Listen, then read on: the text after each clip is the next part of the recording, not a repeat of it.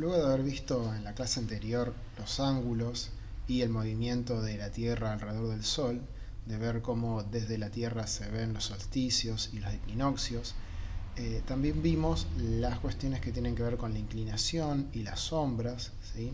Y cómo calcular esa inclinación en los puntos extremos de los solsticios, y cómo sería la trayectoria solar alrededor de algunos puntos, y cómo esa trayectoria solar hace que vaya variando la curva de irradiancia y de insolación. También vimos cómo se descompone la luz solar en diferentes tipos de radiación. Básicamente la radiación la vamos a tener a lo largo de su espectro de longitudes de onda, la vamos a tener dividida en radiación directa, radiación difusa y radiación reflejada, o también albedo, como algunas veces se lo plantea. Acá vemos las diferentes divisiones del espectro en ultravioleta, visible e infrarrojo. Y también hablamos del concepto de masa atmosférica o masa de aire atmosférico, que tiene que ver con cuánta atmósfera tiene que atravesar un determinado rayo de luz para llegar a la superficie, que esa masa atmosférica dependía de la forma de la atmósfera y que no era exactamente esa ecuación que veíamos, sino que había una aproximación para la masa atmosférica verdadera, pero esa aproximación es bastante aceptable para ángulos de entre 90 grados y 40 grados, por lo tanto podíamos usar la forma. Y luego habíamos visto distintos factores de atenuación que tenían que ver con la distancia de Tierra-Sol, la difusión y la absorción.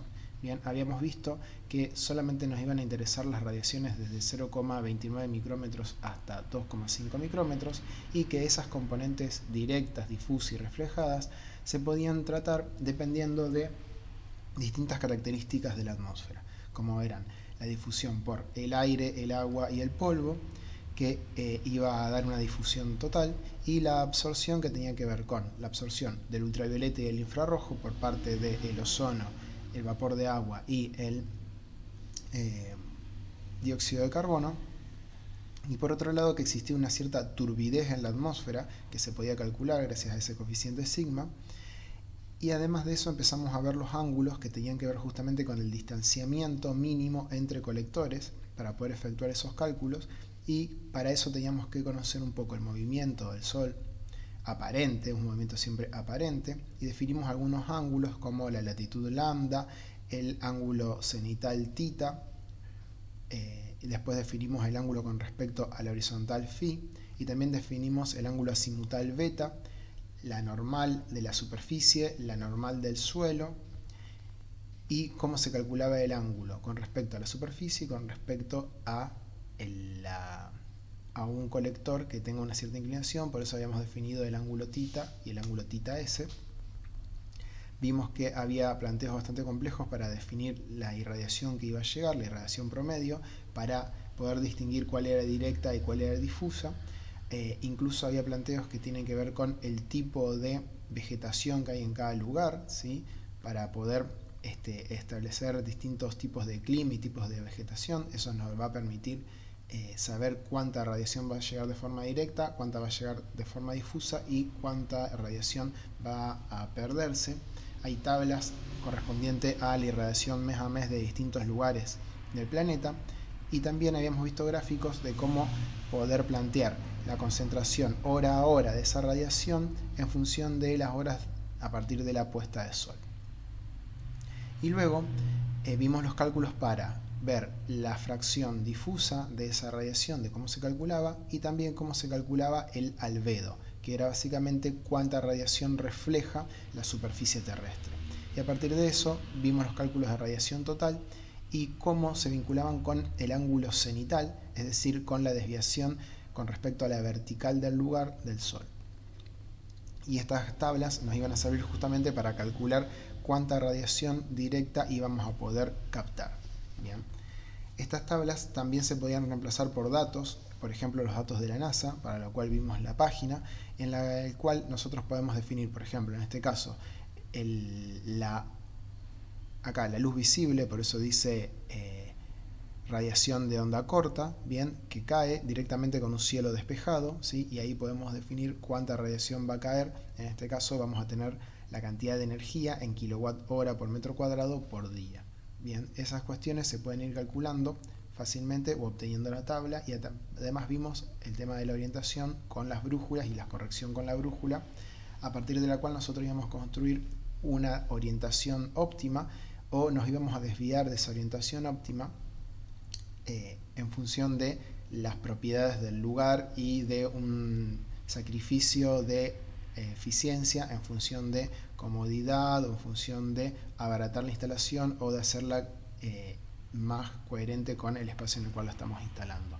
Ahora vamos a seguir viendo las cuestiones que tienen que ver con la radiación, pero vamos a plantear justamente las cuestiones ya que tocan al aparato de captación solar y por lo tanto vamos a empezar a hablar de la absorción de esa radiación, de la transmisión de esa radiación y también de la reflexión de la radiación.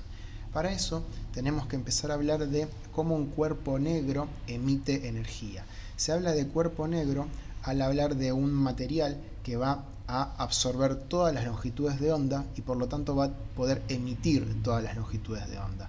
En este caso, emisión y absorción son dos caras de la misma moneda, por lo tanto, un objeto que absorbe muy bien la radiación y por lo tanto se lo ve negro, porque casi no la refleja, también la va a emitir muy bien.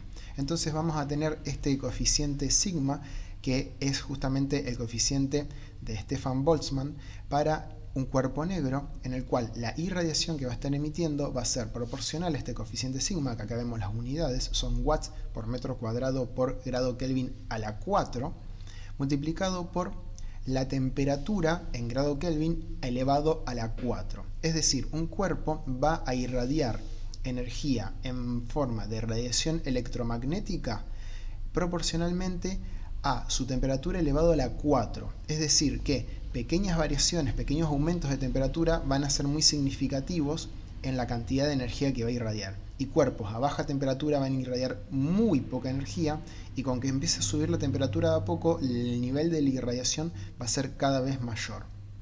Por eso veíamos anteriormente el ejemplo de las manchas solares. El ejemplo de las manchas solares era, si ustedes recuerdan, en la superficie del Sol zonas más frías por las distorsiones de campo magnético, y esas zonas más frías van a tener una temperatura ligeramente inferior. Acá, como vemos, tiene temperaturas de 4000 grados Kelvin cuando el Sol tiene temperaturas de alrededor de 5800 grados Kelvin. Esa diferencia de temperatura, que no es tanta, ¿sí?, es una fracción pequeña, digamos, la disminución de temperatura, se exacerba mucho porque al estar elevado a la 4, la forma en la cual va a irradiar cada región del Sol la energía, al estar elevada a temperatura a la 4, vamos a tener una gran cantidad de energía irradiada en las zonas de 5800 grados Kelvin y relativamente muy poca energía irradiada en la zona de 4000 grados Kelvin. Ahí vemos que esa relación nos da que las manchas solares van a emitir solamente un 23% de la radiación que emite una zona que está más caliente. Eso es un ejemplo de la aplicación de la ley de Stefan Boltzmann a algo que ya habíamos visto que tenía que ver con las manchas solares. Aparte de la ley de Stefan Boltzmann, que marca cuánta energía se va a irradiar, tenemos una ley que habla de en qué longitud de onda se va a irradiar esa energía, o cuál va a ser la longitud de onda en la que en mayor medida se va a irradiar esa energía, que se llama la ley de desplazamientos de Bain. Esta ley de desplazamiento de Bain lo que nos va a permitir es calcular cuál es la longitud de onda máxima en la cual un cuerpo va a estar irradiando energía. ¿Y por qué se da esto?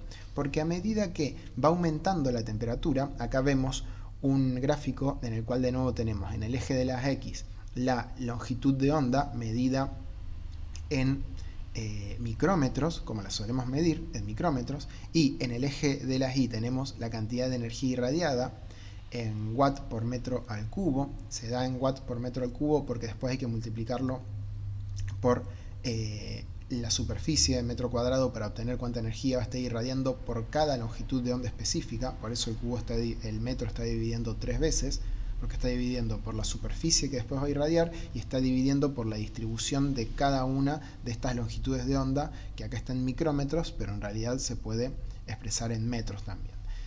Cuando tenemos un cuerpo a 1250 grados Kelvin, es decir, a unos 1000 grados, lo que vamos a tener es una irradiación que va a ser baja y además de ser baja va a tener su pico en longitudes de ondas largas, de 2,5 micrómetros.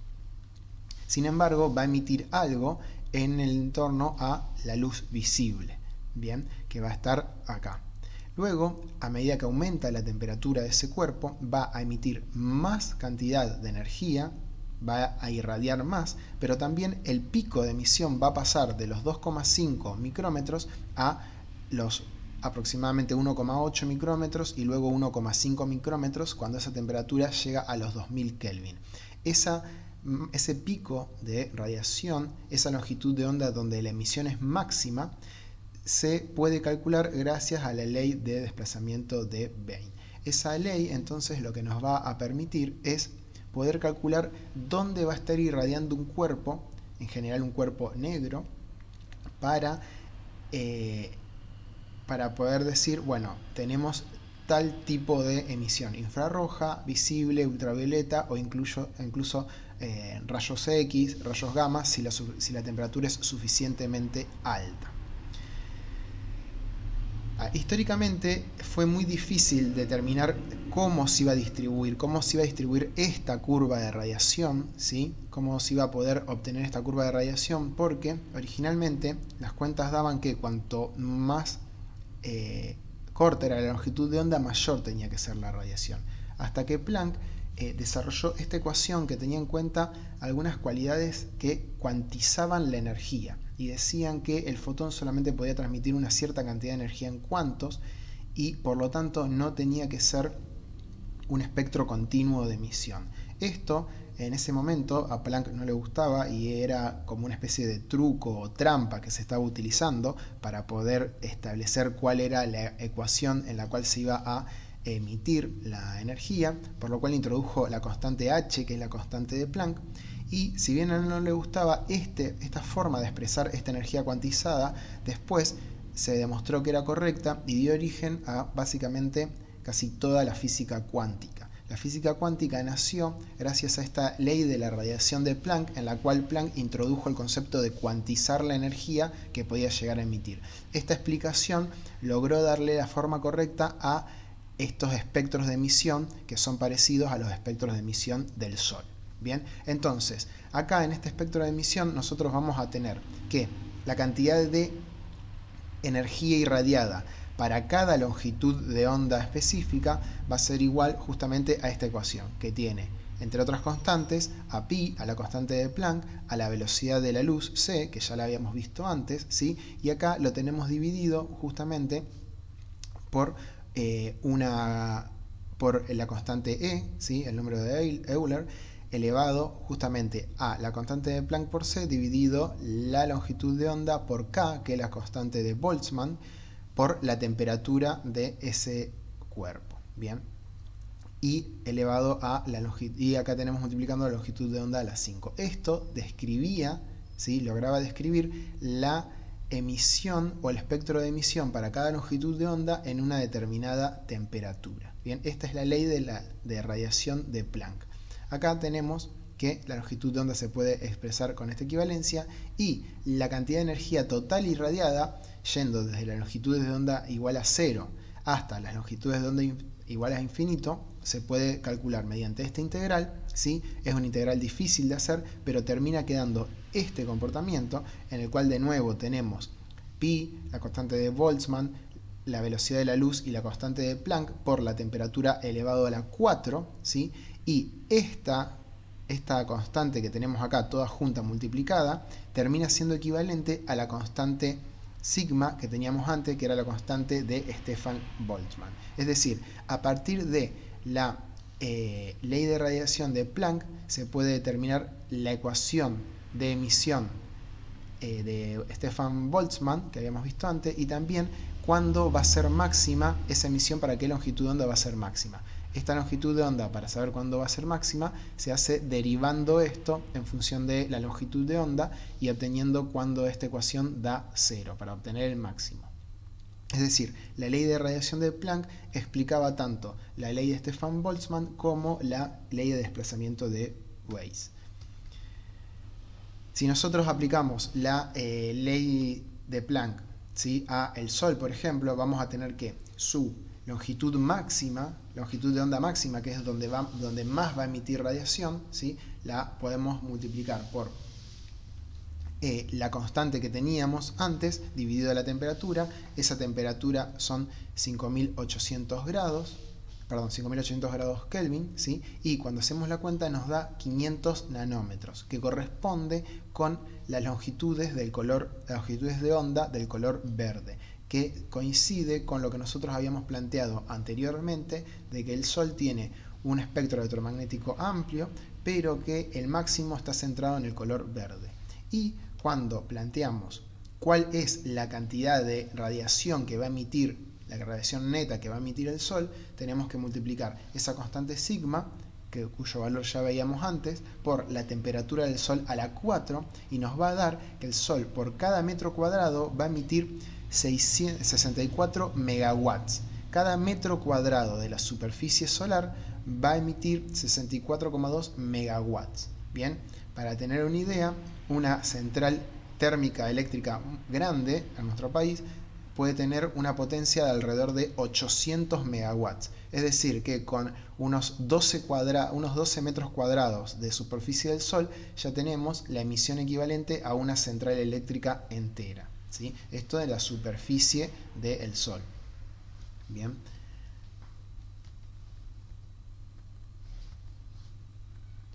Luego, si nosotros queremos saber cuál va a ser, por ejemplo, la cantidad de energía que se va a emitir en una determinada longitud de onda o en un intervalo, por ejemplo acá nos pide saber cuál es la potencia por unidad de área que irradia la superficie del Sol en un intervalo que va de los 600 a los 605 nanómetros. Eso lo podíamos calcular como habíamos visto antes con la tabla que nos decía cuál era la densidad de energía que emitía en cada longitud de onda, con la longitud de onda como lambda y el intervalo como un delta lambda, que si recuerdan era una tabla que tenía varias columnas en la cual se repetía, pero acá también lo podemos calcular. Gracias a la ley de Planck calculamos por un lado el coeficiente hc sobre lambda kt, ¿sí? Que es el coeficiente a la cual va a estar elevado el término e, y luego calculamos la cantidad de energía irradiada total, ¿sí? La cantidad de energía irradiada en esa longitud de onda, para esa longitud de onda, y en este caso, como tenemos un intervalo de tiempo,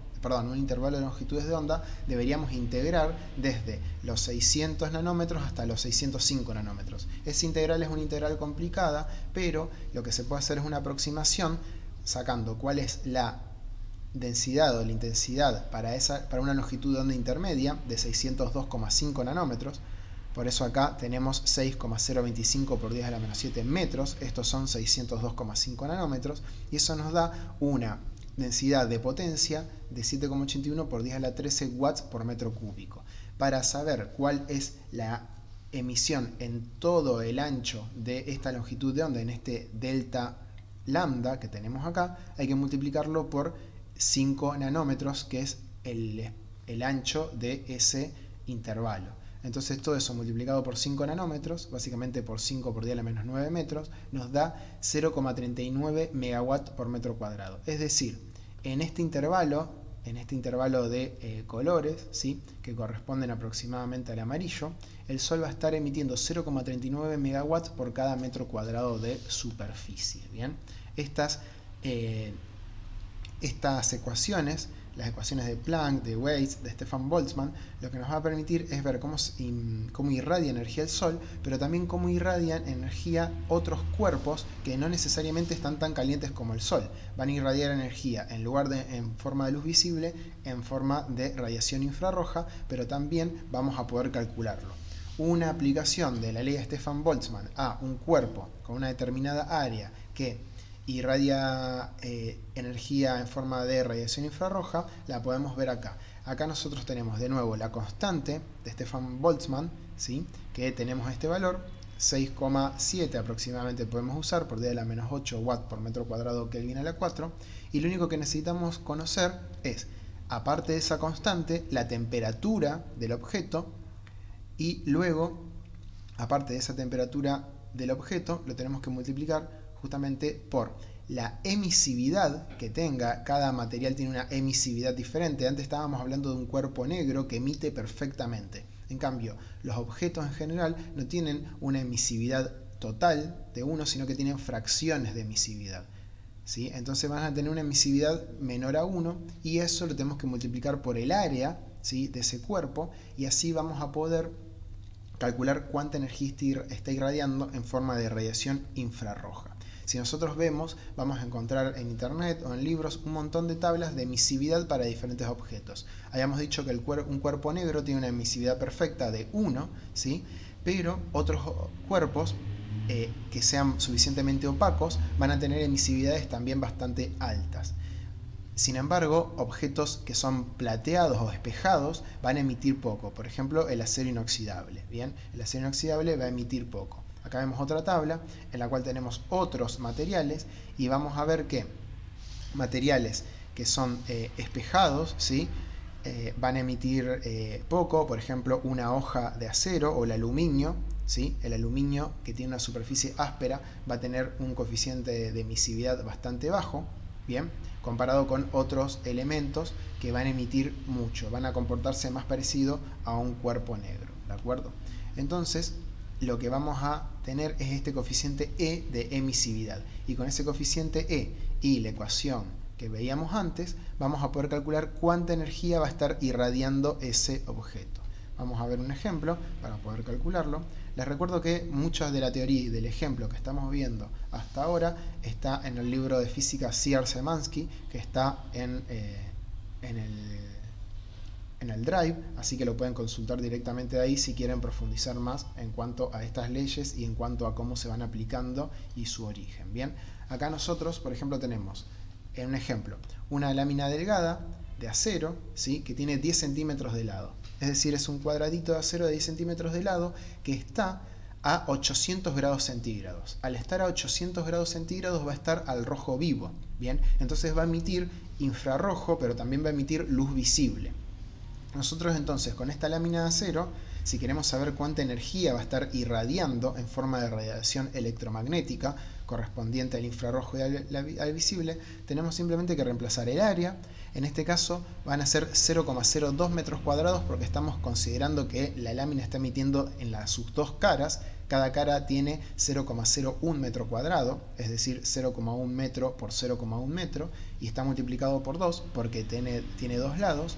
Luego tenemos la emisividad del acero de 0,6, luego tenemos la constante de Stefan Boltzmann y luego tenemos la temperatura a la que se encuentra. Fíjense que acá está en grados Kelvin, es decir, se utilizaron los 800 grados más 273 para pasarlo a grados Kelvin elevado a la 4. Bien, eso nos da un total de 900 watts, es decir, un pequeño cuadradito de acero de 10 centímetros de lado por sus dos caras va a emitir 900 watts permanentemente si está a 800 grados. Esa aproximadamente es la potencia de, por ejemplo, una estufa eléctrica.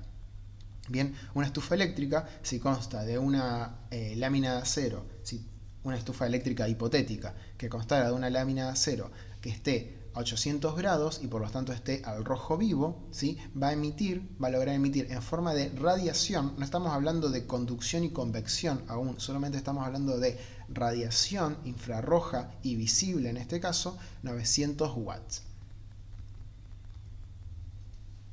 Por supuesto, los objetos emiten radiación producto de su temperatura, pero el ambiente que los circunda también está emitiendo radiación permanentemente. Ese ambiente que los circunda emite radiación permanentemente dependiendo de la temperatura que tenga. ¿Bien? Entonces, si nosotros tenemos esta lámina de acero, por ejemplo, que estaba emitiendo a una temperatura de 800 grados, también va a estar absorbiendo la radiación que esté emitiendo el ambiente que la rodea, que tal vez esté a 20 grados o a 30 grados. Va a estar muy frío ese ambiente, pero algo de radiación va a emitir.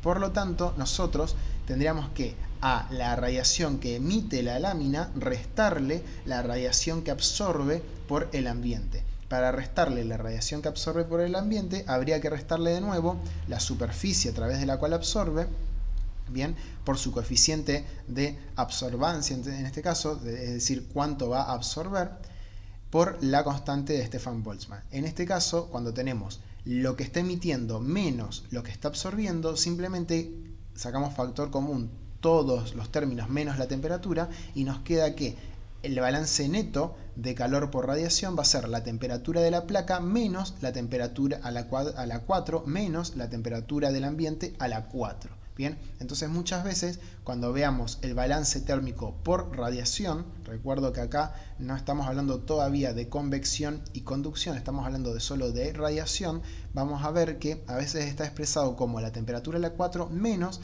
la temperatura del ambiente circundante a la 4. Bien, porque también hay una fracción de radiación que está absorbiendo producto de la radiación que emana el ambiente que la rodea. ¿De acuerdo?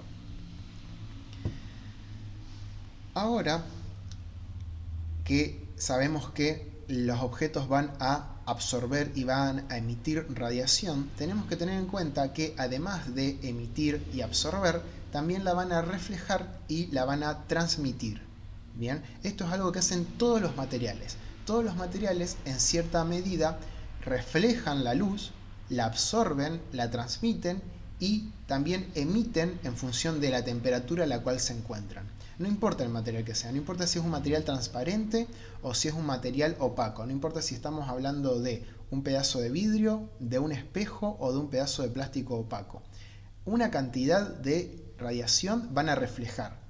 Bien, por eso los vemos. El vidrio reflejará mucho y el plástico opaco reflejará poco. Y mucho menos si el plástico es negro, por ejemplo. Va a reflejar menos que si el plástico fuera blanco. Pero algo van a reflejar. Van a absorber radiación, ¿sí? Porque aunque sea un vidrio transparente, algo de opacidad tiene. Y esa pequeña opacidad va a hacer que el vidrio la absorba. De hecho, si nosotros vemos los vidrios de costado, vamos a ver una gran longitud de vidrio siendo atravesada por la luz, y los vidrios generalmente van a tener un color verde, porque ese es el color del vidrio, ¿sí? Y ese verde habla de que está absorbiendo diferentes longitudes de onda, pero refleja mayormente el color verde. Bien, el vidrio también, si es lo suficientemente grueso, vamos a poder apreciar mejor cuánto absorbe. Algo siempre absorbe. Y la transmitancia también se va a dar en todos los materiales, aunque sean opacos, si son lo suficientemente finos, van a permitir una cierta transmisión de la luz. Es decir, siempre vamos a tener para una radiación incidente una cantidad que se va a reflejar, una cantidad que se va a absorber y una cantidad que se va a transmitir. A veces se desprecia alguna de estas cantidades porque a lo mejor el objeto es muy grueso y opaco y entonces no permite mucha transmitancia que digamos, pero siempre van a estar estos factores. Y además va a tener una cierta emisión de radiación en función de la temperatura que tenga y en general va a ser emisión de onda larga, es decir, de onda infrarroja, de radiación infrarroja. Bien, entonces ahora vamos a trabajar un poco con estas diferentes variables para poder entender cómo se trabajan y cómo se van a aplicar a un colector solar. ¿Por qué vamos a trabajar estas variables en lo que tiene que ver con un colector solar? Por cómo están hechos los colectores solares. En este punto ya estamos empezando a ver constructivamente los colectores solares y vamos a ver que estos colectores solares dependen de todas las variables que estuvimos viendo hasta ahora. Lo que vemos acá es un tubo de un calefón solar de tubos al vacío.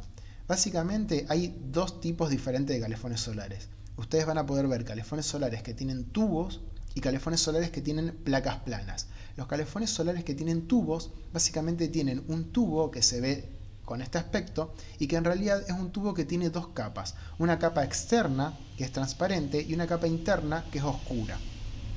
Si vemos un corte de ese tubo, vamos a ver que la capa externa va a dejar transmitir la luz, en el medio vamos a tener vacío para evitar la conducción de ese calor mediante el aire y después vamos a tener una absorción en la capa interna que es oscura.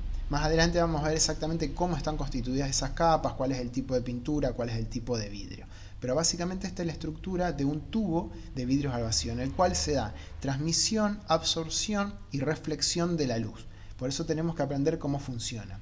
Y en el caso de un colector de placas planas, ¿sí?, también vamos a tener el mismo comportamiento, porque en la placa plana básicamente vamos a tener un material opaco oscuro que va a absorber el calor, y ese calor, que va a absorber la luz, y esa luz va a venir de la luz que es transmitida por una capa que generalmente va a ser de vidrio templado o de policarbonato alveolar, ¿bien? Y que también va a tener su reflexión, su absorción y su transmisión. Como podemos ver acá, por ejemplo, vemos este reflejo que claramente el policarbonato, en lugar de estar transmitiendo el 100% de la luz, hay una parte que la está reflejando, ¿bien? Y otra parte la estará absorbiendo y por eso el policarbonato también se calienta.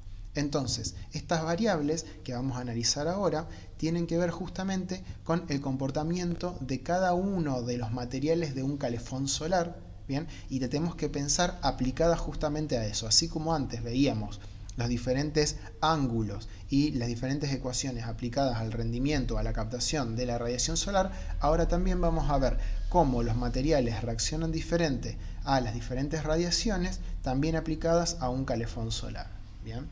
O tenemos que pensarlas aplicadas a un calefón solar.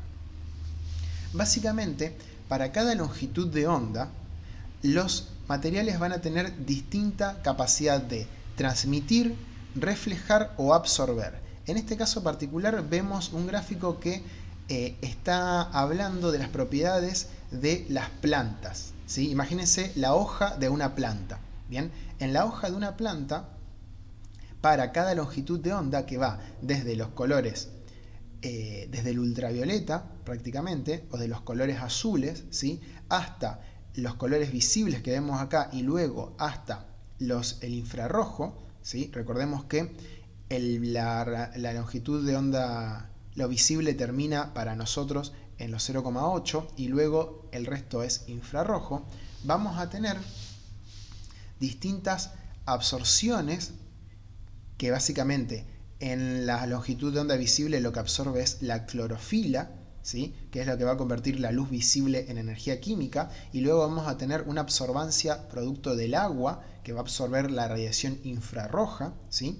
Y por otro lado va a tener una cierta reflectancia y una cierta transmitancia. Podemos ver que la reflectancia, es decir, la cantidad de luz que va a reflejar una hoja, por ejemplo, producto de la clorofila, va a tener un pico en esta zona de los colores verdes. Por eso las hojas suelen ser de color verde, porque tienen un pico de reflexión en la zona de las longitudes de onda correspondientes al color verde. Luego, en el infrarrojo, va a reflejar bastante y también va a absorber bastante. Perdón, va a transmitir bastante, va a ser bastante transparente en las longitudes de onda del infrarrojo.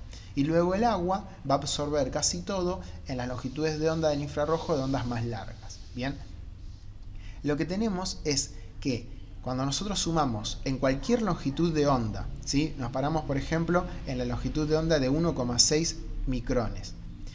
Vamos y sumamos lo que transmite más lo que absorbe más lo que refleja, siempre vamos a tener el 100% de la radiación, ¿sí? Como veíamos antes en el gráfico, que del 100% de la radiación una parte es reflejada, una parte es absorbida y una parte es transmitida, y si sumamos lo reflejado más lo transmitido más lo absorbido, vamos a tener la cantidad de energía total. En el caso de las plantas también vemos eso, y sucede para cada longitud de onda que lo transmitido, lo absorbido y lo reflejado suman el 100%. Es decir, cuando nosotros tenemos lo absorbido más lo reflejado más lo transmitido, los coeficientes de la absorbancia, la reflectancia y la transmitancia van a tener que dar 0. Acá estos coeficientes nosotros los vamos a llamar alfa para la absorbancia, rho para la reflectancia y tau para la transmitancia. Bien, coeficientes materiales opacos van a tener una alta absorbancia y por lo tanto también van a tener una alta emisividad. Recordemos que la absorbancia y la emisividad eran prácticamente iguales.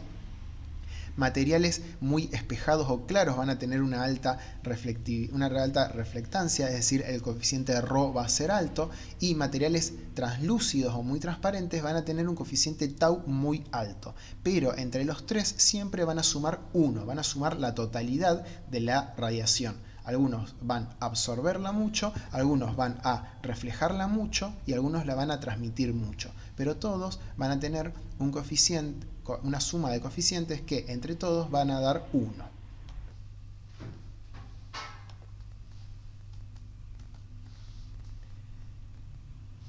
Una cosa que tenemos que tener en cuenta entonces es que si cada cuerpo oscuro u opaco va a absorber una cierta cantidad de luz producto de la absorbancia que tiene y va a también emitir una cierta cantidad de radiación infrarroja producto de la velocidad, producto de la temperatura, recordemos por la ley de Stefan Boltzmann, por la temperatura elevada a la 4, lo que vamos a tener es un balance energético entre la cantidad de energía que está absorbiendo y la cantidad de energía que está emitiendo. Bien, supongamos que ahora antes habíamos hablado de una placa de acero al rojo vivo a 800 grados que iba a estar absorbiendo una cierta cantidad de energía. Imaginemos ahora una placa, de nuevo de acero, que va a estar expuesta a la luz solar. Bien, imaginemos por ejemplo la chapa de un techo de chapa.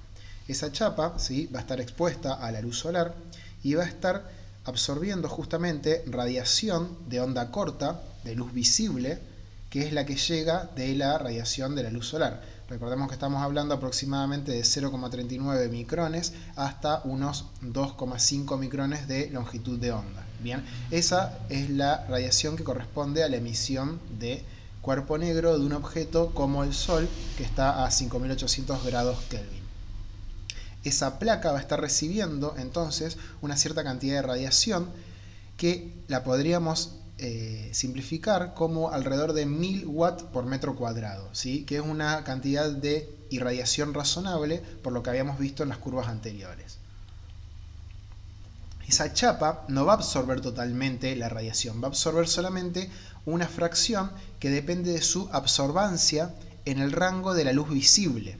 Bien, a su vez esa chapa se va a empezar a calentar y al calentarse va a empezar a emitir radiación infrarroja producto de su emisividad, y esa emisividad en el infrarrojo va a estar multiplicada por sigma, que era la constante de Stefan Boltzmann, por la temperatura elevada a la 4. Bien, esa va a ser la cantidad de energía que va a estar irradiando, pero en el infrarrojo.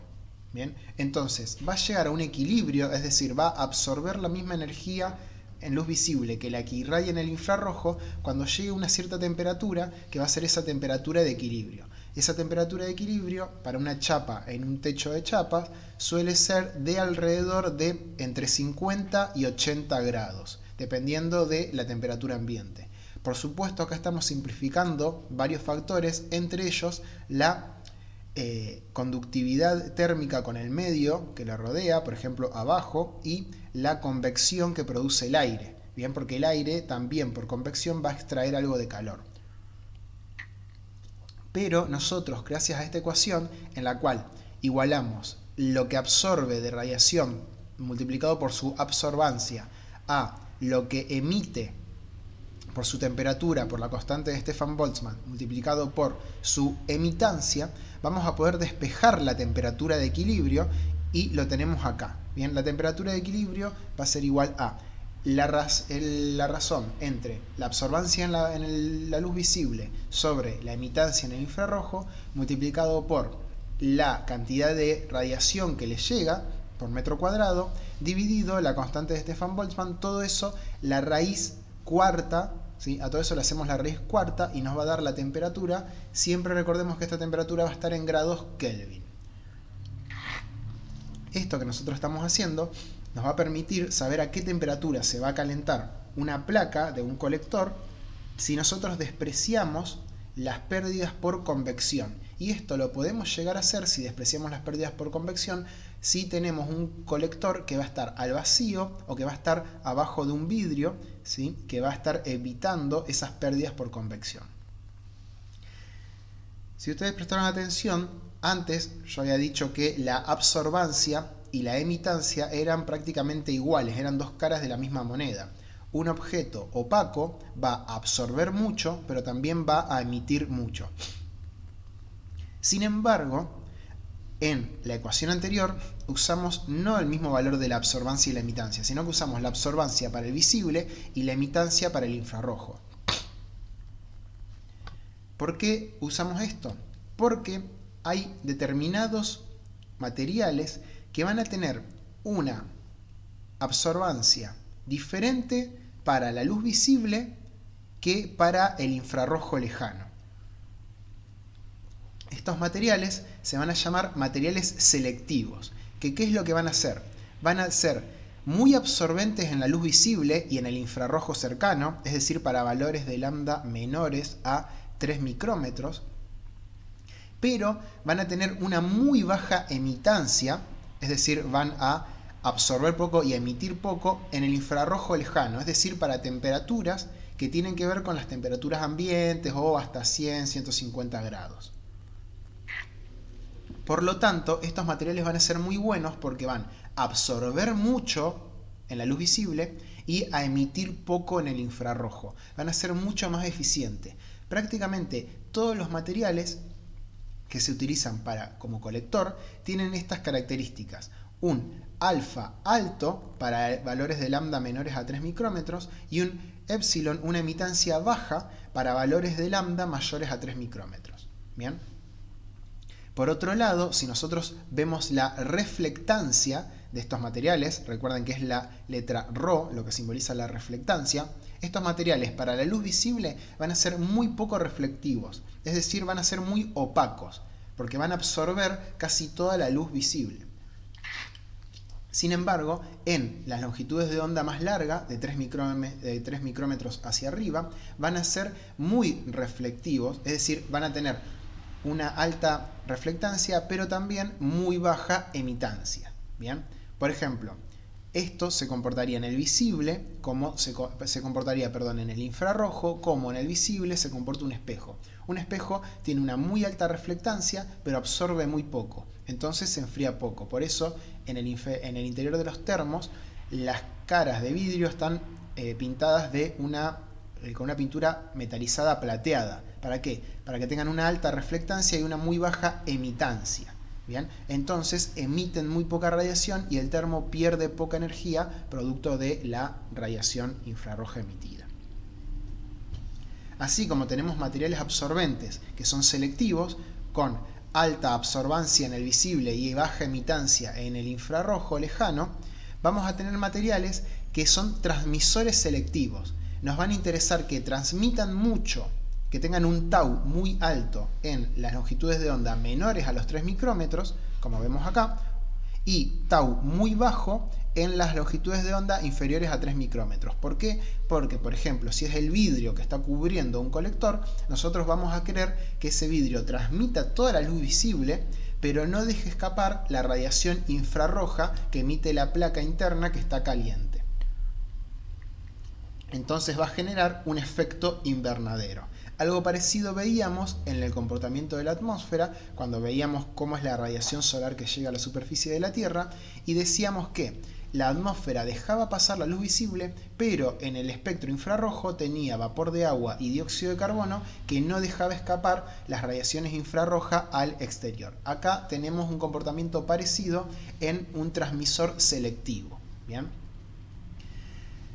Para los absorbentes que vimos antes, estos absorbentes selectivos, vamos a tener distintas formas de hacer que sean selectivos. Vamos a tener algunas pinturas que van a tener una muy alta absortancia o absorbancia. Fíjense que acá lo está escribiendo como absortancia y a veces lo escriben como absorbancia. Vamos a tener unas pinturas con una muy alta absortancia en el espectro visible, ¿sí? Pero con baja emitancia en el infrarrojo, por eso dice se comporta como un pobre emisor de radiación de onda larga. Por otro lado, también vamos a tener filtros, ¿sí?, de interferencia, que lo que hacen es, ahora vamos a ver cómo, evitar que algunas determinadas longitudes de ondas puedan escapar. Y eso lo que hace es posibilitar la absorbancia selectiva de algunas longitudes de onda. Por otro, vamos a tener algunas pinturas especiales, como esta, de dióxido de silicio, aluminio y dióxido de silicio, que tienen una muy buena absorbancia o baja reflectancia para el visible y una muy buena reflectancia para la longitud de onda larga. Y lo otro también es el mecanizado de las superficies con relieves que sean menores a 3 micrómetros. Si estos relieves son menores a 3 micrómetros, las longitudes de onda cortas, que tienen que ver con la emitida por el Sol, van a entrar dentro de ese relieve y van a ser absorbidos, pero para longitudes de onda más largas, esa superficie va a funcionar como una superficie lisa que va a reflejar mejor esas longitudes de onda. En lo que tenía que ver con las capas antirreflectivas, vamos a tener, por ejemplo, una capa antirreflectiva que puede ser de dióxido de titanio, o también lo van a ver como rutilo, ¿sí? El rutilo o el dióxido de titanio se suele usar como capa antirreflectiva. ¿Qué es lo que se hace? Se suma una capa de solamente 70 nanómetros de rutilo. ¿Bien? Esta capa de 70 nanómetros de rutilo va a dejar entrar las radiaciones correspondientes al visible, y recordemos que si esta capa es solamente de 70 nanómetros, es mucho más pequeña que la longitud de onda correspondiente a la radiación visible, que estaba en torno a los cientos de nanómetros. Entonces, esta radiación incidente va a ser un cuarto de longitud de onda en el primer recorrido y otro cuarto de longitud de onda cuando se refleje dentro de esa capa antirreflectiva. Como hace primero un cuarto de longitud de onda y luego otro cuarto de longitud de onda, cuando sale hacia el exterior tiene una longitud de onda, una fase opuesta a la onda incidente. Entonces va a tener una interferencia destructiva, que se llama una interferencia destructiva, lo que va a hacer que vuelva a emitir hacia adentro y que evite la interferencia hacia afuera. Entonces no va a poder escapar por esa interferencia destructiva y toda la radiación va a quedar atrapada gracias a esa capa antirreflectiva. Esto se utiliza mucho en los paneles fotovoltaicos. Los paneles fotovoltaicos son básicamente de silicio o de óxido de silicio. Entonces ese silicio que tienen es bastante reflectivo, de hecho es plateado.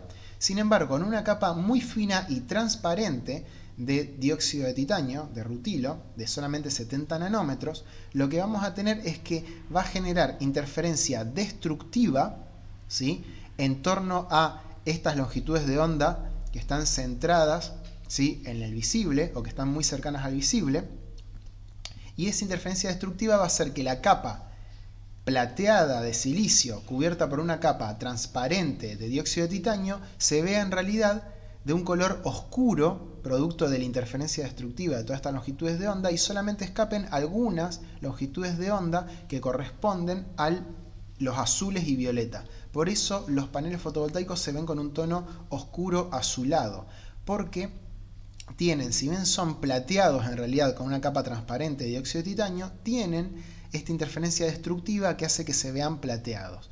Los tubos al vacío de los calefones solares de tubos también tienen una pintura selectiva con una capa que hacen que esa capa se termine viendo algo azulada y muy oscura, justamente para construir esta interferencia destructiva.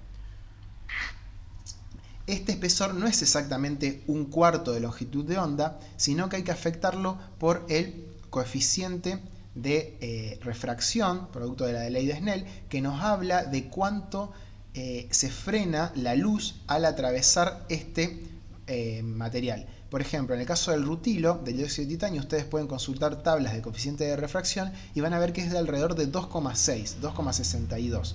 Entonces la luz se va a frenar en un factor de 2,62, va a ir muy lenta. Entonces, cuando nosotros multiplicamos los 70 nanómetros para ir por los 70 nanómetros para volver, vamos a tener un espesor de 140 nanómetros y lo multiplicamos luego por 2,62, que es cuánto se frenó la luz, es decir, cuántas veces va a entrar extra una longitud de onda dentro de ese espesor, 2,6, y vamos a tener que, y lo multiplicamos a ese por 2 para ver a qué longitud de onda le va a estar haciendo interferencia destructiva. Vamos a tener que le está haciendo interferencia destructiva a longitudes de onda en torno a los 700 nanómetros. ¿Bien? Es decir, justamente lo que se ve acá, de que desciende mucho la reflexión en ese entorno. Acá lo vemos más bien centrado en 600 nanómetros, pero es una muy buena aproximación. Eso en lo que respecta a capas antirreflectivas que no son opacas ni tienen un cierto color, sino que son transparentes, pero que generan interferencia destructiva de una longitud de onda con respecto a la otra. Y por otro lado teníamos este mecanizado o esta rugosidad que se le hace a las superficies para que las radiaciones de onda corta, ¿sí?, que son de pequeña longitud, acá fíjense que esta longitud total es de 20 micrómetros, por lo tanto esto tiene alrededor de 7 micrómetros el ancho este, por lo tanto radiaciones con longitudes de onda bastante menores a 7 micrómetros son las que se van a ver afectadas, van a entrar acá y van a una parte absorberse y otra parte se van a reflejar, pero como esta cara está en diagonal, se van a reflejar hacia la otra cara, y en esa cara de nuevo van a rebotar y se van a absorber, y entonces vamos a tener varias reflexiones internas, y va a provocar que la luz sea absorbida en más de una oportunidad y vamos a evitar en gran medida la reflexión. Bien, pero para longitudes de onda muy largas, que corresponden al infrarrojo lejano, que es en lo que emite un cuerpo a temperatura ambiente o a 100 grados, o el material en el cual estamos trabajando, esas longitudes de onda muy largas no van a poder entrar dentro de esta rugosidad y van a percibir esta superficie como una superficie lisa, porque esa longitud de onda es más grande que la rugosidad o que el relieve de esta superficie. Entonces van a ser más reflectivas en esa superficie. Entonces también van a funcionar como un material selectivo. Bien.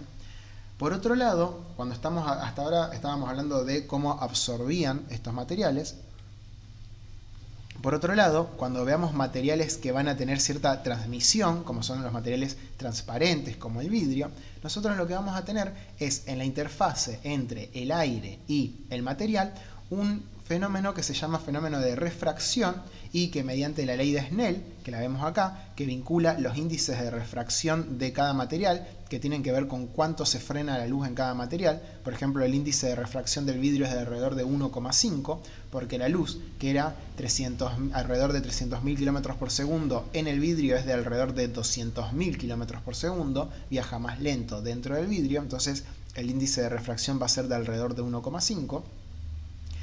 Va a producir esta refracción que las ondas electromagnéticas se desvíen al pasar esa interfase. Y la relación entre el ángulo de incidencia y el ángulo de refracción, ¿sí?, va a estar dada justamente por la relación entre los senos de cada uno de esos ángulos, y va a ser igual a la relación entre los coeficientes de refracción pero invertidos. Acá es el coeficiente de refracción del medio incidente sobre el coeficiente de refracción del medio que está transmitiendo, va a ser igual al seno del ángulo el que está formando con respecto a la normal del medio que está transmitiendo sobre el seno del ángulo que forma con respecto a la normal el rayo incidente. Bien, gracias a esta ecuación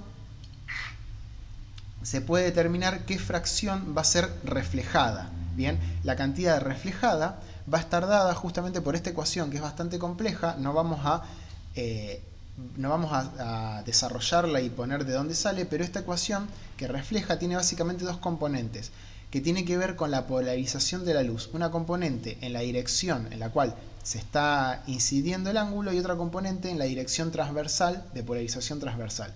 Porque la luz, cuando se refleja en un medio, se polariza también. Entonces va a tener dos componentes que va a estar perdiendo la reflexión, va a estar perdiendo la transmisión de este medio producto de esta reflexión.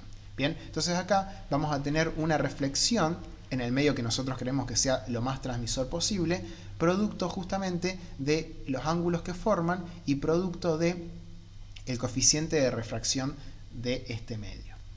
Y por otro lado,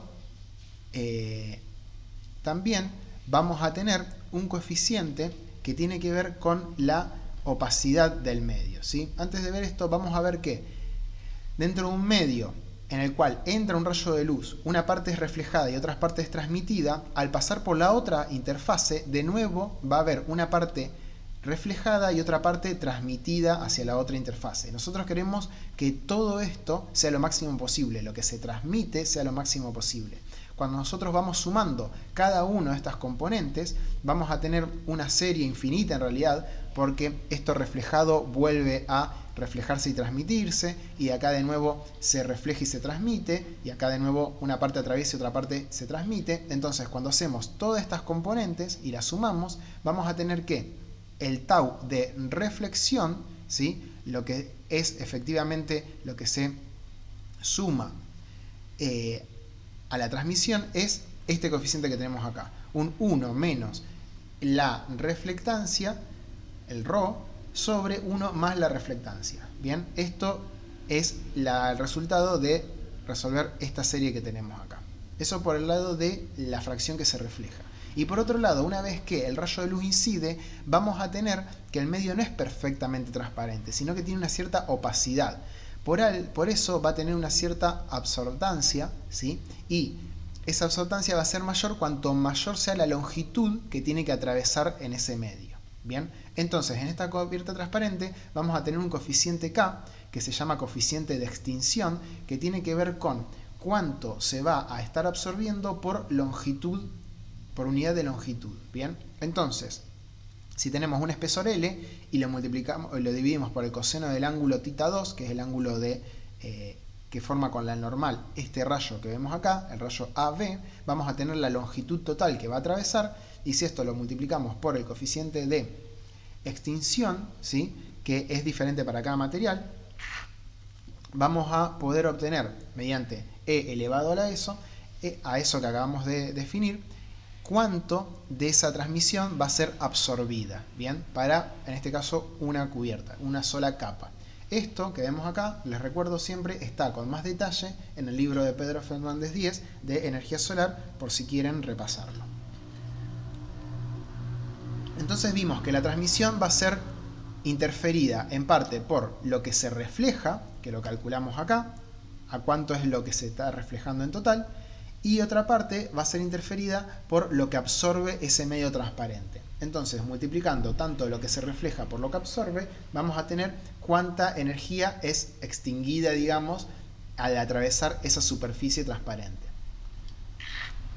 Como la transmitancia, entonces, es tan dependiente del ángulo de incidencia, vamos a ver que las cubiertas transparentes, acá generalmente se hace para varias cubiertas porque a veces para disminuir la transmisión lo que se hace es multiplicar la cantidad de cubiertas, pero para una cubierta, si lo vemos, solamente para una capa, vamos a ver que para ángulos de θ bajos, es decir, para ángulos de θ cercanos a la normal, vamos a tener una gran transmitancia y prácticamente lo que absorbe y lo que refleja no va a influir.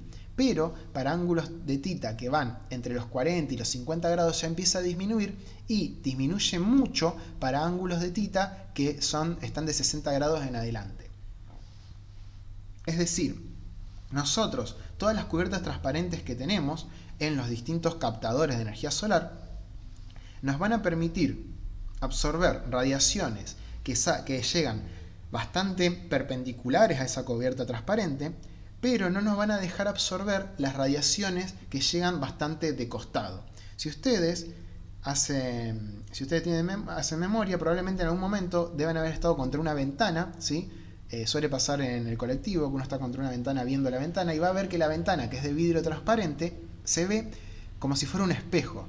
Refleja absolutamente toda la luz que incide, cuando incide muy de costado, si uno la ve a lo lejos, ¿sí?, y no la va a ver transparente, no va a ver hacia el otro lado, sino que va a ver el interior del vehículo. ¿Bien? Eso es porque estamos viendo la ventana con un ángulo de incidencia mucho mayor de 60 grados, estamos viendo con un ángulo de incidencia de casi 90 grados, y por lo tanto esa ventana de vidrio transparente en realidad se está comportando como un espejo.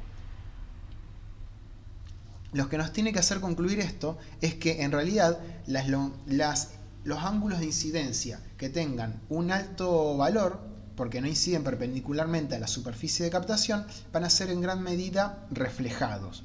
Y esto es importante y es coherente también con lo que habíamos visto antes, de que en realidad la irradiancia, si ustedes recuerdan la curva de irradiancia, era muy superior en el mediodía, pero muy baja en el amanecer y en el atardecer. Por lo tanto, nosotros podríamos aprovechar casi toda la irradiancia si nos vamos 3 horas antes y 3 horas después del mediodía, y no nos importan mucho las sombras del amanecer y del atardecer. Como el Sol se mueve 15 grados por hora, cuando nosotros hacemos 15 por 3 horas antes del mediodía o después del mediodía, vamos a ver que el Sol va a haberse movido con respecto a la normal unos 45 grados. Y justo estamos dentro de esa curva en la parte alta. Es decir, dentro de las 3 horas anteriores y las 3 horas posteriores al mediodía, la transmitancia del vidrio, por ejemplo, aún es muy buena. Pero es bastante mala después de ese horario y después de que ese ángulo aumenta. Por lo tanto, aunque no tuviéramos sombra el vidrio no va a dejar transmitir mucha de esa radiación que está incidiendo muy de costado. ¿Bien? Y por eso también es importante recalcar la importancia de las 3 horas antes del mediodía y las 3 horas después del mediodía para absorber radiación, pero no tanto las horas del amanecer y del atardecer. Esas horas las podríamos prácticamente no tener en cuenta y este efecto suma todavía más razón a eso de no darle importancia a las horas del amanecer y del atardecer, solamente a las 3 horas antes y a las 3 horas después del mediodía. Acá vemos el comportamiento de distintos vidrios que tienen una diferente cantidad de óxido de hierro. Cuanto menos óxido de hierro tiene el vidrio, mejor se va a comportar para absorber la radiación solar, ¿sí? Como por ejemplo este, que es un vidrio con muy bajo contenido de óxido de hierro, y cuando tiene un contenido de óxido de hierro muy alto, como este que tenemos acá, va a tener una muy mala transmitancia, ¿sí? En el entorno visible y en el infrarrojo cercano. Entonces nosotros tenemos que tener vidrios en estas cubiertas que tengan la menor cantidad posible de óxido de hierro, para que no solo sean transparentes a la luz visible, sino que también sean transparentes al infrarrojo cercano, para poder captar también esa energía que está en esa longitud de onda. Cuando nosotros tenemos un colector plano, lo que vamos a tener entonces es una radiación incidente, un sistema de cubiertas, ¿sí? Un espacio en el medio, que suele ser aire, no es vacío ni nada por el estilo, solo aire, y luego tenemos una placa absorbente. La cubierta va a tener una cierta transmitancia neta tau, que ya vimos que esa transmitancia es lo que queda después de que le restamos la fracción reflejada y la fracción absorbida. ¿Bien? Entonces la cubierta va a tener una cierta reflectancia tau. De esa reflectancia tau va a llegar esa fracción a la placa absorbente, y la placa absorbente va a tener una cierta absortancia alfa, de la que ya estuvimos hablando. Entonces, el total neto con respecto a la radiación incidente va a ser tau por alfa. Es decir, vamos a tener solamente lo que se transmitió multiplicado solamente por lo que se absorbió en esta primera incidencia. Pero la placa absorbente va a reflejar una parte, ¿sí? Que va a ser igual a 1 menos alfa, es decir, a lo que no absorbe multiplicado por tau, que es lo que incidió sobre la placa, y de eso que incidió va a una fracción a reflejarse internamente en la placa, por eso se lo multiplica por el ρ de la cubierta, y eso va a volver a ser absorbido y una parte se va a volver a reflejar, que luego va a volver a absorberse, y así sucesivamente, por lo cual las radiaciones que están siendo emitidas por la placa absorbente van a rebotar varias veces en el interior de esas capas, de ese sándwich, digamos, que se hace entre la placa, el aire y el medio transparente, y por lo cual va a quedar atrapado dentro de esas capas mucha de la radiación gracias a estos rebotes internos que se hacen. Y más aún si acá esta placa es muy transparente para la longitud de onda visible, pero la placa absorbente que está emitiendo también radiación infrarroja no puede atravesarlo porque esta cubierta, como dijimos, no tenía una buena transmisión para el infrarrojo. Es decir, era un transmisor selectivo. Entonces aún más energía va a quedar atrapada ahí adentro. Va a generar un pequeño efecto invernadero. Ese efecto invernadero es aprovechado tanto en los tubos al vacío como en los calefones de placas planas. En las dos tipologías principales de calefones se aprovecha ese pequeño efecto invernadero. Acá vemos la resolución de esta serie, que es la serie de sumar todos estos componentes.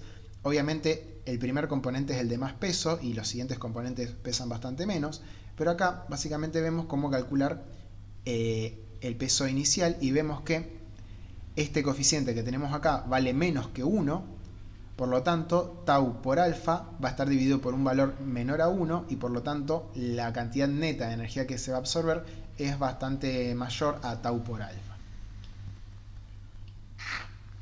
Por otro lado, tenemos materiales que son específicamente reflectivos, que básicamente van a ser espejos, y que si bien no se van a ver mucho en los calefones solares, sí lo vamos a ver bastante en los concentradores solares. No vamos a hablar demasiado de concentradores solares, pero tenemos que saber que para aplicaciones termosolares se utilizan espejos justamente en los concentradores solares. Básicamente vamos a tener dos tipos de espejos. Este espejo que vemos acá es un espejo que se denomina espejo secundario. Los espejos secundarios tienen una capa que generalmente es de vidrio o de un material transparente, puede ser un plástico, pero generalmente es de un vidrio, y luego va a tener una capa de un metal reflectivo o de una pintura metalizada. Generalmente ese metal reflectivo va a ser plata o va a ser aluminio. Bien, la plata es un material que tiene una muy buena reflectividad, pero tiene el problema de que es muy sensible a la corrosión y que además es muy costoso. Por eso cada vez más se utiliza aluminio, que no va a ser tan buen reflector, pero va a durar más en el tiempo y aparte va a ser más económico. Luego, a ese metal, que puede ser plata o puede ser aluminio, se lo recubre con una capa, de otra capa metalizada, que suele ser cobre, y por eso cuando la plata se degrada en un espejo, es muy común que se degrade en los espejos que están en los baños, porque hay una alta humedad y una alta temperatura, entonces aumenta la velocidad de corrosión.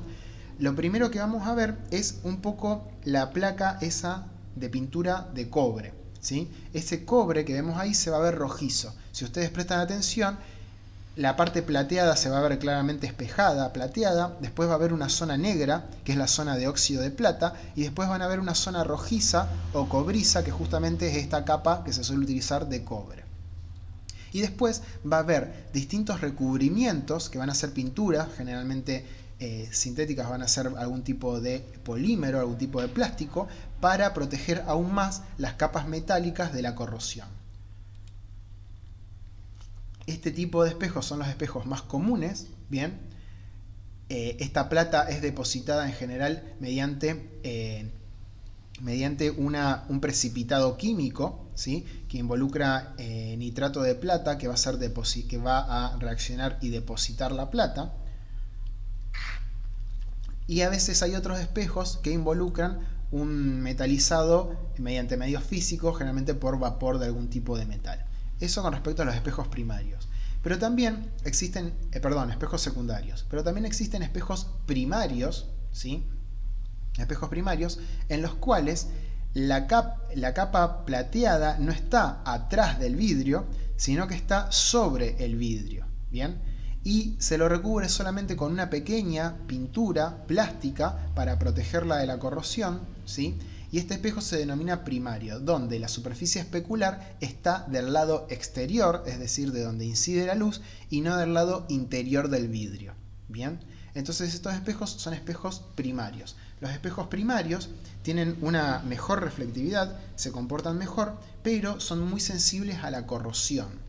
Además de que, para mantener esa superficie lo suficientemente lisa, no solamente hay que evitar la corrosión, sino que hay que evitar la abrasión, producto de las partículas de polvo, que van a rayar la superficie, y también hay que evitar la suciedad.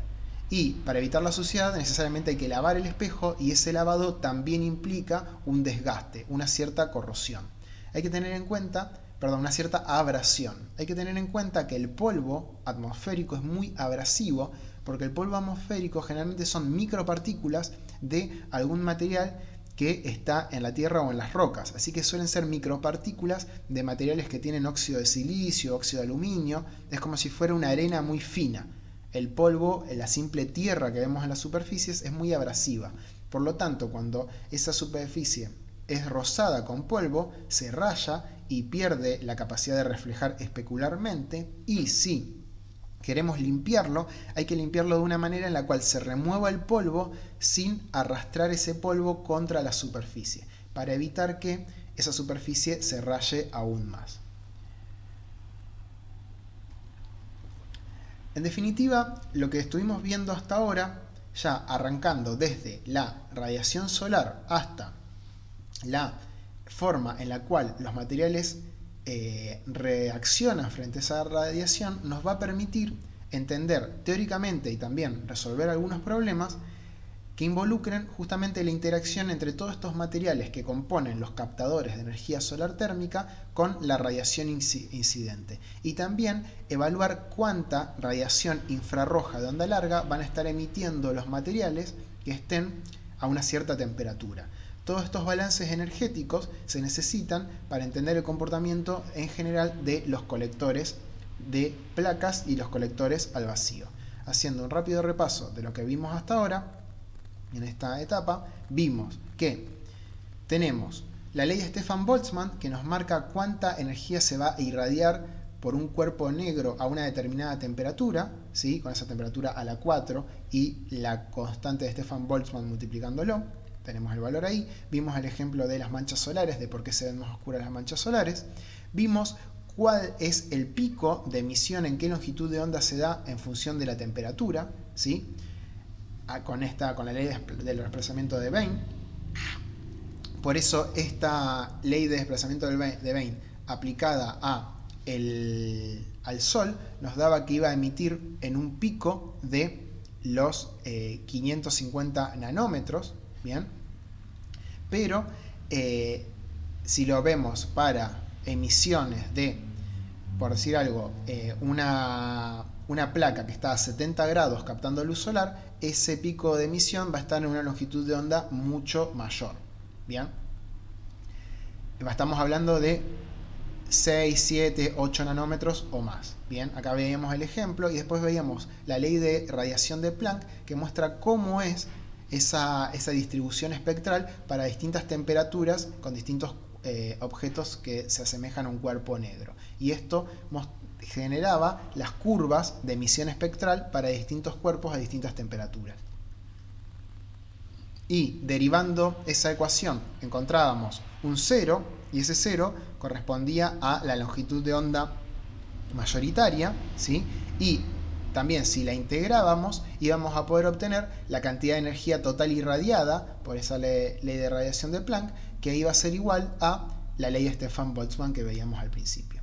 Después veíamos un ejemplo, tanto para el Sol como en qué longitud de onda estaba emitiendo, como para la cantidad de energía que iba a irradiar, ¿sí? Déjenme ver un detalle acá.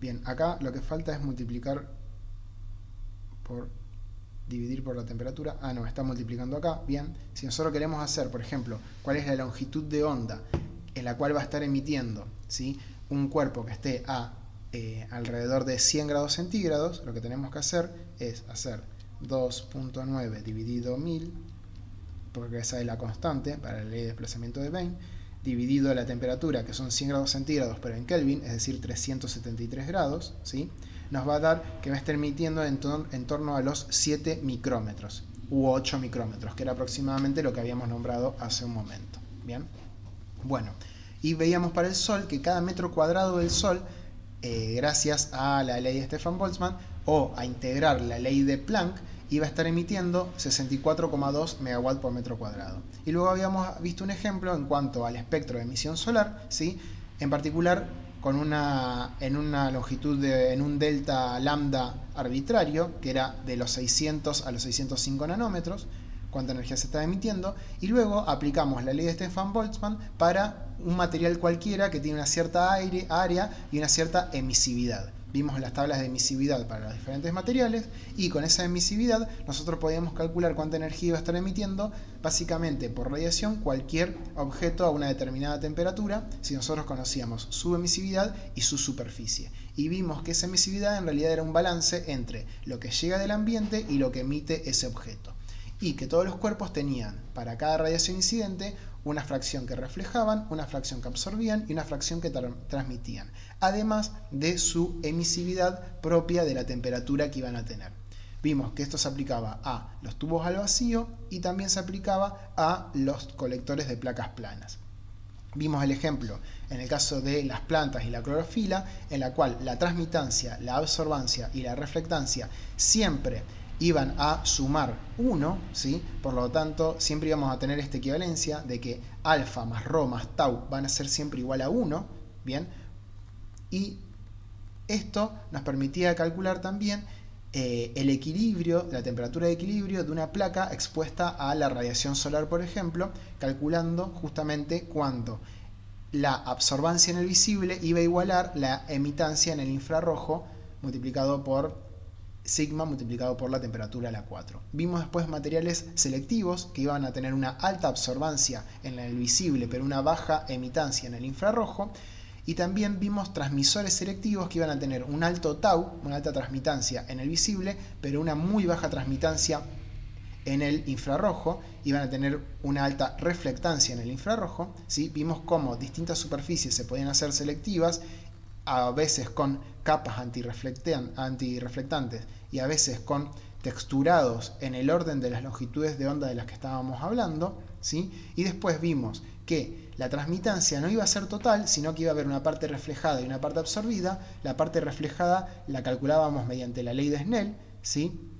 Y ahí teníamos la fracción reflejada, que no se transmitía, y por otro lado veíamos la fracción absorbida o extinta a lo largo de toda esa capa transparente, y entonces multiplicando esas dos constantes íbamos a tener cuánto se iba a reflejar y absorber y cuánto iba a ser el resto que se iba a lograr transmitir. Y ese resto iba a ser bastante alto para ángulos de θ que sean menores en general a 60 grados. Y por eso dijimos que aún se refuerza más eso de lo que hablábamos la clase anterior, de aprovechar la longitud, la radiación que está 3 horas antes y 3 horas después del mediodía, porque el Sol se va moviendo alrededor de 15 grados cada hora. Entonces, luego de las 3 horas se movió 45 grados respecto a la normal a la superficie, y por lo tanto ahí empieza a disminuir aún más la transmitancia de los medios transparentes que estamos usando para absorber. Veíamos cómo se comportaba diferente el vidrio, que contiene un mayor contenido de óxido de hierro, y cómo la absorción era bastante fuerte luego de pasar por una cubierta transparente, porque la radiación empezaba a rebotar internamente y entonces aumentaba bastante la cantidad neta absorbida. Y luego hablamos de espejos secundarios y espejos primarios, en los cuales la placa reflectiva, la capa reflectiva, va a ser una cubierta de plata o una cubierta de aluminio, ¿sí? Que tienen sus ventajas y sus desventajas. Principalmente las desventajas van a tener que ver con la corrosión, con la abrasión y con la suciedad acumulada en la superficie. Además de que la cubierta de plata tiene el problema de que la plata es bastante costosa y por eso se suele evitar o se trata de reemplazar por otros materiales. La clase que viene vamos a hacer algunas aplicaciones prácticas de lo que vimos hasta ahora, que implica ángulos de incidencia, que implica coeficientes de transmitancia y absorbancia, y que implica también emisividad de un determinado cuerpo a una determinada temperatura. Vamos a hacerlo en una clase sincrónica para que podamos tener más retroalimentación con respecto a las dudas y poder ir resolviendo los problemas en vivo y en directo. Bueno, les agradezco la atención hasta ahora y nos vemos la clase que viene. Hasta luego.